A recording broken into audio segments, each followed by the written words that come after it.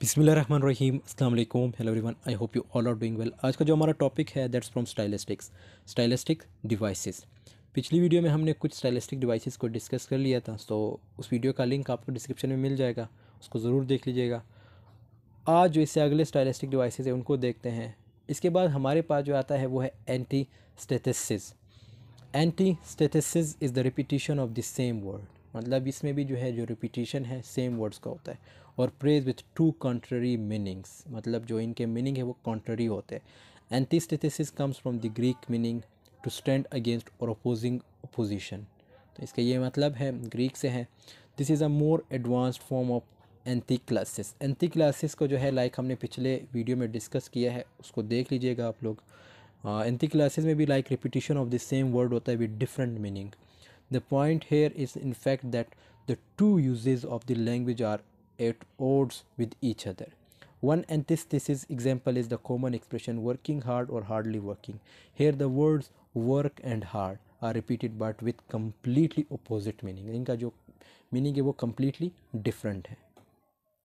तो यहाँ पे लाइक अगर हम इसको देखें, जो पहला है कि वर्क लाइक यहाँ पे जो मेंशन है वर्किंग हार्ड और हार्डली वर्किंग, मेहनत से काम करना, और हार्डली वर्किंग मुश्किल से काम करना। यहाँ पे लाइक अल्फाज जो काम और मुश्किल को दोहराया गया है, लेकिन मुकम्मल तौर पे मुखालिफ मानी के साथ, मतलब अपोजिट मीनिंग के साथ। फिर हमारे पास जो अगला स्टाइलिस्टिक डिवाइस है वो है epanalepsis. Epanalepsis is a figure of speech in which the meaning of a clause or sentence is repeated. यहाँ पे जो क्लॉज या सेंटेंस है उनके मीनिंग को रिपीट किया जाता है eight the end of the same clause or sentence. Same clause or sentence के आखिर में। यहाँ पे वर्ड्स की लाइक हम बात नहीं करते, with words intervening like the sentence the king is dead long live the king, like the king, ठीक है, is an example of a epanalepsis. Origin from the Greek, origin like इसकी Greek है, repetition को कहते हैं, इसका मतलब है resumption in plain English, repeating the initial words or words of a sentence or clause at the end of that sentence. Like sentence or clause, किसी भी सेंटेंस और क्लॉज में जो है इसको यूज़ किया जाता है। लाइक एक और एग्जांपल अगर हम देखें, nothing is worse than doing nothing. अब यहाँ पे नथिंग क्या है, ये हमारे पास जो है लाइक एपेनेलिप्सिस है, ड्रॉ अटेंशन टू देम। फिर उसके बाद हमारे पास जो नेक्स्ट टाइप है वो है epizeuxis. Epizeuxis is the repetition of a single word or phrase in a rapid succession. This form of repetition is often used for dramatic effect. Like इसमें भी वर्ड्स और प्रेज की जो है रिपीटिशन होती है। For example, emphasising a character's distress by showing them sinking to their knees and crying. Why, यहाँ पे वाई क्या है, epizeuxis. Show showcasing an adamant refusal और disbelief with the sentence oh no no no no no. Like words की repetition हो रही है और इसको हम क्या कहते हैं, एपिसेक्सिस। लेकिन ये वर्ड जो है लाइक इनकी मतलब बहुत ज़्यादा लाइक यूज़ किया जाता है, एक बार नहीं 3-4 बार यूज़ किया जाता है।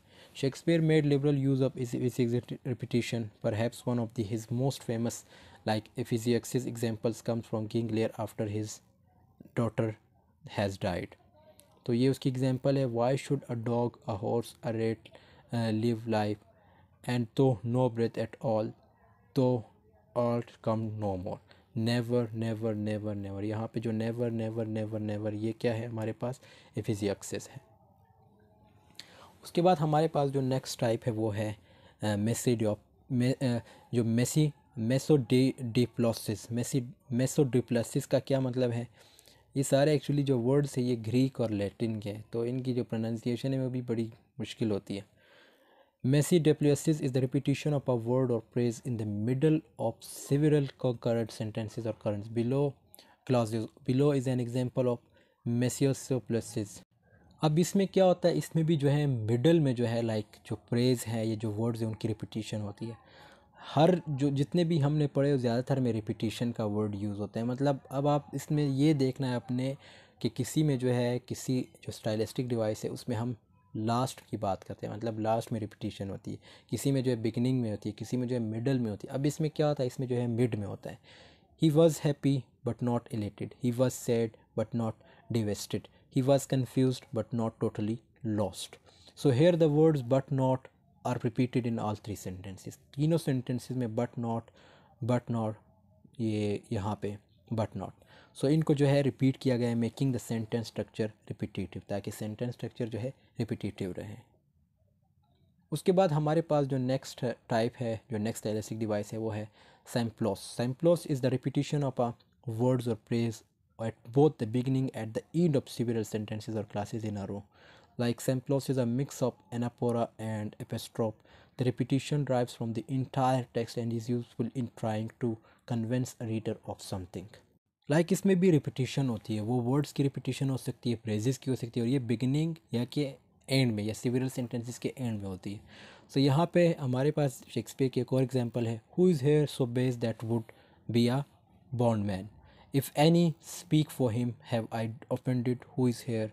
तो यहाँ पे like if any speak who is here so rude that would not be a Roman, if any speak यहाँ पे अगेन रिपीट हो रहा है, for him have I offended who is here so vile that will not love, यहाँ पे who is तो again repeat हो रहा है, और लास्ट में फिर अगेन कह रहा है कि if any speak for him have I offended.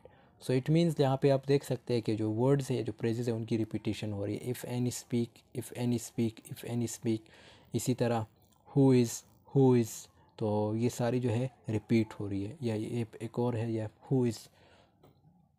फिर हमारे पास जो लास्ट है वो है gratitude. Gratitude is when the ending of one sentence and the beginning of a next sentence use the same word or phrase. Gratitude is most often used in poetry as it has a lyrical feel to it.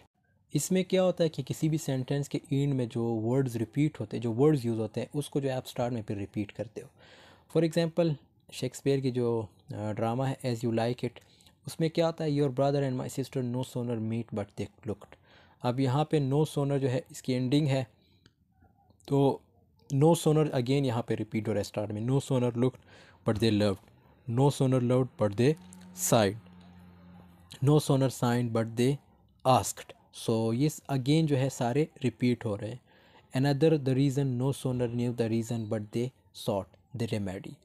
so I hope आपको ये video पसंद आई होगी। Video पसंद आई तो ज़रूर like comment share कीजिएगा। मिलते हैं नेक्स्ट वीडियो में, तब तक के लिए अल्लाह हाफ़िज़, टेक केयर ऑफ़ योरसेल्फ।